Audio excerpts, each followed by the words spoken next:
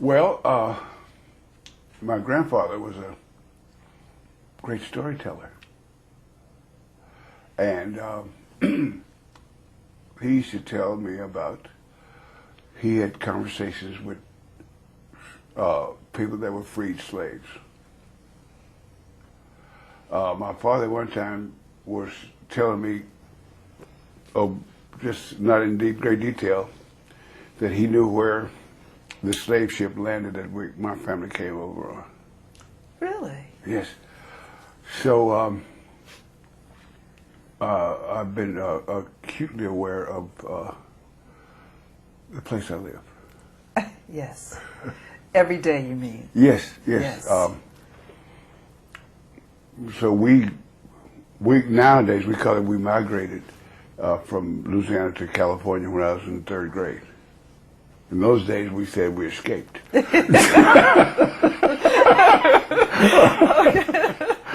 Okay. And your grandfather, this was your paternal grandfather? My father's father. And what did he do as a... He was an oddity. He would never take a job with any one person. So over the years, he acquired farming tools. And he would say if you had 2 acres, he would work it to get the crops come in, and then you would work out an agreement how to split the crops. I see. And so there was no one person that he wanted no one person to have control over him. Independence. Yes, I think that came from his observation of the freed slaves and how that when they were on plantations, one person had control over their lives. Yes. And he wanted to have control over his life. But please, Mr. Russell, tell us the story about Oscar Robertson and the time you stared each other down to a standoff on the court. Well, Oscar was... Cincinnati he played for, yes, right? Yes. Oscar Robertson, who I've often said was the best basketball player I've ever seen. And that's my learned opinion. How's that sound? Yes.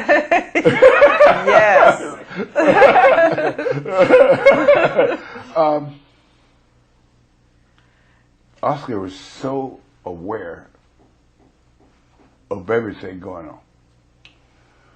So I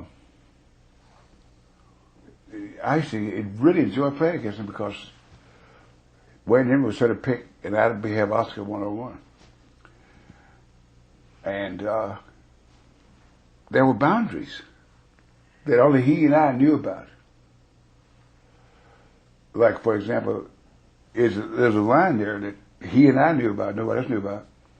If he shot behind the line, he could get it. But if he came across that line, he couldn't get it. I'd get it. So, and he knew it, right? And so, like I said, he's just as aware as I was. So one night we're playing, and I get him on the switch, and he's inside the line.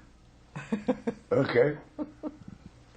Now, in this situation, I basically have the offensive player on defense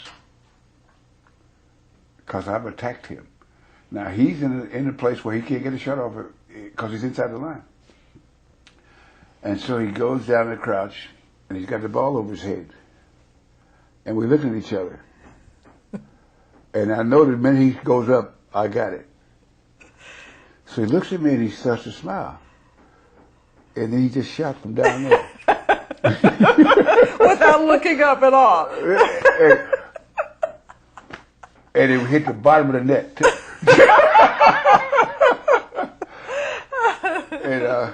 And I'd had probably 24 encounters with him where I had one-on-one. And the one that had the last best thought was the one that came out of head.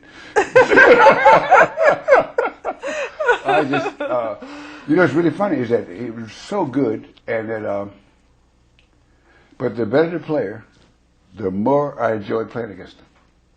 Yes, he was quite a player. Yeah, because Like you haven't accomplished anything if you beat a guy that can't play. I